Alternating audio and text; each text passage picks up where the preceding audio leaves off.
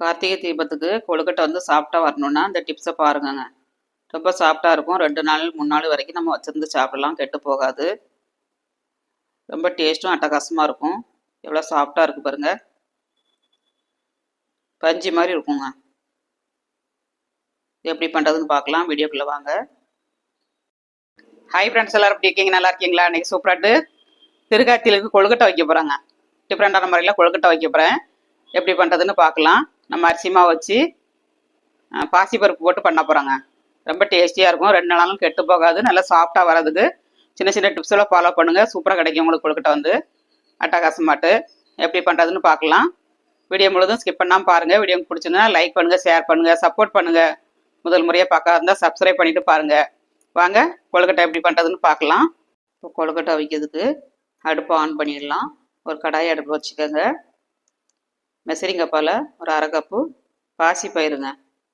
முழு பயிர் வறுத்து நீங்கள் உடச்சி போட்டுக்கலாம். அது இல்லாட்டி பாசி பயிரை போட்டு நம்ம வறுத்து பண்ணிக்கலாங்க. நல்லா சிவக்க வறுத்துக்கோங்க. நல்லா வறுப்பட்டுருச்சு. ஒரு பாத்திரத்தில் தட்டிட்டு மெசரிங்கப்பால் 2 கப்பு பச்சரிசி மாவுங்க. ரேஷன் அரிசி மாவு தான்.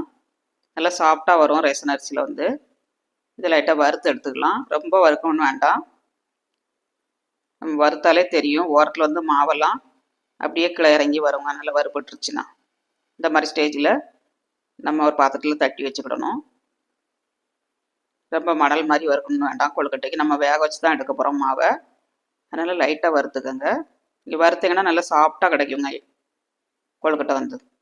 சின்ன சின்ன டிப்ஸ் எல்லாம் ஃபாலோ பண்ணுங்கள். சூப்பராக கிடைக்கும் கொழுக்கட்டை. 4-5 ஸ்பூன் தேங்காய் வந்து துருவி போட்டுக்கோங்க. இதையும் அதே கடாயில் வறுத்து எடுத்துக்கலாம். 1 ஸ்பூன் நெய் விட்டு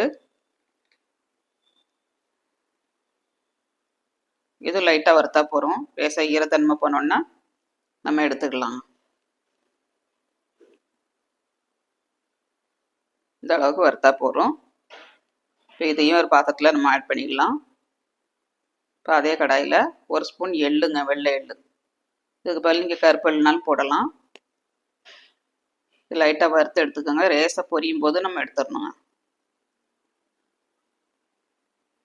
இப்போ பொரிய ஆரம்பிச்சிருச்சு, நம்ம எடுத்துக்கலாம். இதையும் ஒரு பாத்திரத்தில் தட்டி வச்சுட்டு இப்போ ஒரு கடாயில் மெசரிங்கப்பால் 1.5 கப்பு வெல்லம் எடுத்துருக்காங்க.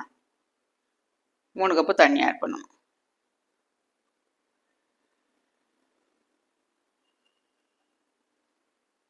இப்போ நல்லா கொதிக்க விட்டு நம்ம எடுத்துக்கிடணும். பாகுப்பதம் எதுவுமே தேவையில்லை, கொதிக்க வச்சு எடுத்தால் போகிறோம். 1 கப்பு மாவுக்கு 3/4 கப்பு வெல்லம் எடுக்கணும். 1.5 கப்பு தண்ணி வைக்கணுங்க. இதான் மெஷர்மெண்ட் அளவு வந்து மாவுக்கு. இந்த பக்குவத்தில் எடுத்துக்கோங்க.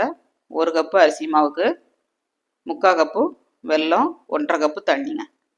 இங்கே எதால் அளந்து எடுத்தாலும் சரி, இந்த மாதிரி அளந்து எடுத்துக்கோங்க. வெல்லத்தை வந்து வடிகட்டி எடுத்தாச்சு.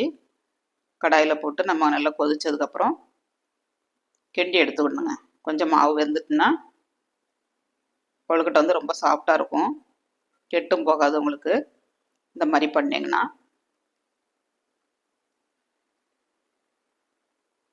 வாழை இலையில், பூவரச இலையில், தேக்கு இலையில் எதுலனாலும் வச்சு அவிக்கலாங்க. ஒவ்வொரு ஊர்லேயும் ஒவ்வொரு மாதிரி அவிப்பாங்க இலையில் வச்சு. எங்கள் ஊர்லலாம் நாங்கள் பூவரச இலையில் தான் வச்சு அவிப்போம். அடியில் சுக்குநாரி ஒன்று வந்து சுக்குநாரிக்கு அடியில் வச்சு அவிச்சோன்னா அவ்வளோ மணமாக இருக்குங்க. மாவை கிண்டியாச்சு, பாசி பருப்பை ஆட் பண்ணியாச்சு. இப்போ தேங்காய், எள், ஏலக்காய் பவுட்ரு எல்லாத்தையும் ஆட் பண்ணிடலாம். 1 ஸ்பூன் நெய்யும் ஆட் பண்ணிக்கோங்க. இப்போ எல்லாத்தையும் நல்லா மிக்ஸ் பண்ணி கொஞ்சம் ஆறவும் நம்ம உருண்டை பிடிச்சி விடணுங்க. எங்கள் ஊர்லலாம் மலையில் வந்து சுக்குநாரி நிற்கும். மாடு நிறைய திங்கும். அதை வந்து அந்த சுக்குநாரி வந்து நல்ல மணமாக இருக்குங்க.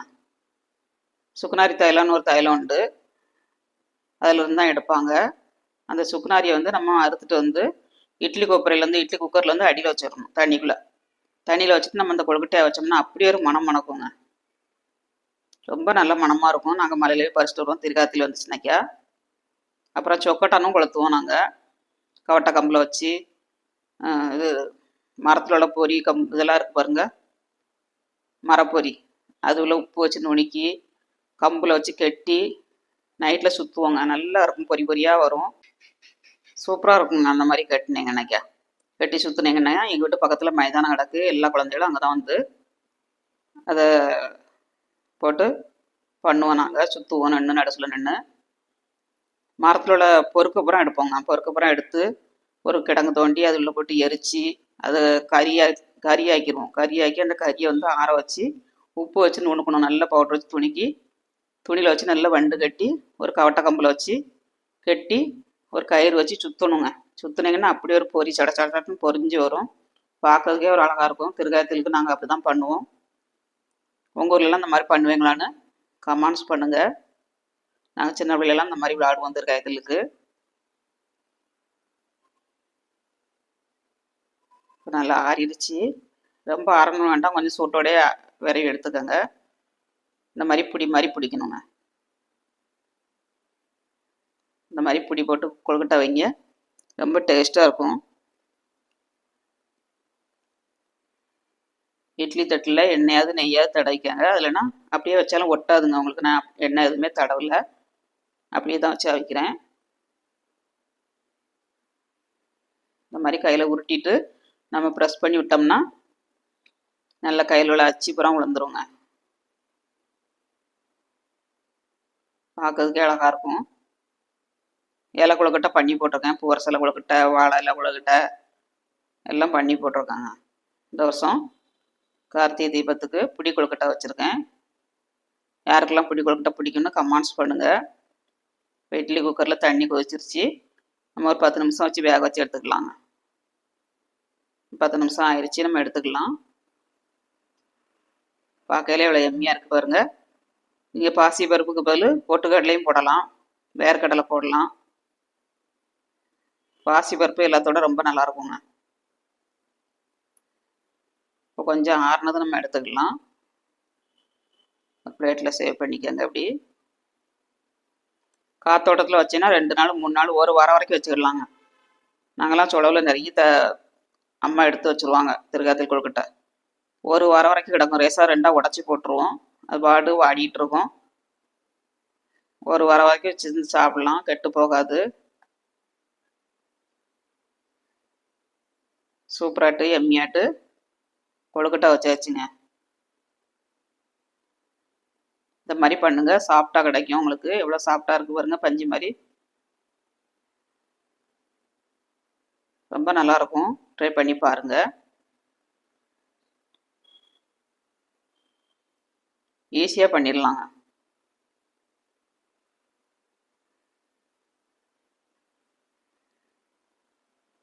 ரொம்ப சாஃப்டாக இருக்குது.